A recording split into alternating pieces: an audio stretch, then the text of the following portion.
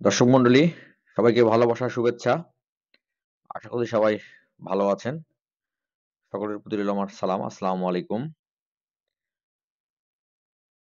বাজারে গিয়েছিলাম বাজার করার জন্য। বাজারে যে দামের অবস্থা, আমি ভোক্তা হিসেবে আসলেই লজ্জিত। কারণ কৃষকের ন্যায্য মূল্য কিন্তু আমরা দিতে পারছি না। দেখতে পাচ্ছেন যে এত বড় বাঁধাকপি আমি কিনলাম ১০ টাকা দিয়ে। যদিওবা খুব দামাদামি করলে আরো কম দামে পাওয়া যেত। মিষ্টি কুমড়া ২০ টাকা কেজি। এখানে রয়েছে মিষ্টি আলু, যেটির কেজি হচ্ছে ৩০ টাকা।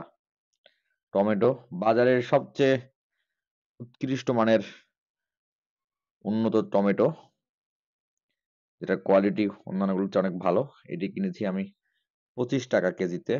সিম, এই সিমগুলো কিনলাম ২৫ টাকা কেজি। সবচেয়ে ভালো মানের সিম।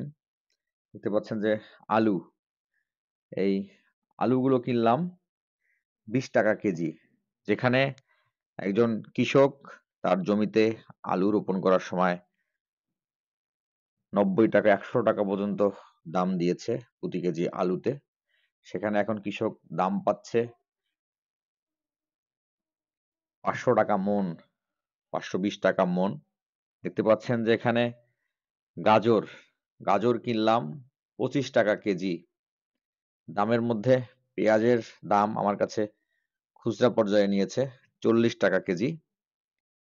আসলে আমি সত্যি লজ্জিত যে কৃষি পণ্যের এই দাম দেখে। কারণ এত কম দাম, আসলে তাতে করে কৃষকের যে কি অবস্থা সেটা বোঝাই যাচ্ছে। জিনিসগুলো আমি কিনেছি কোনো প্রকার দামাদামি করা ছাড়াই।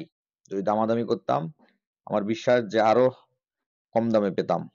আসলে কৃষকের ন্যায্য মূল্য নিশ্চিত করা আমাদের দায়িত্ব। কারণ কৃষক যদি ন্যায্য মূল্য না পায়, তাহলে কৃষক কিন্তু পরবর্তীতে ফসল ফলাতে উদ্বুদ্ধ হবে না।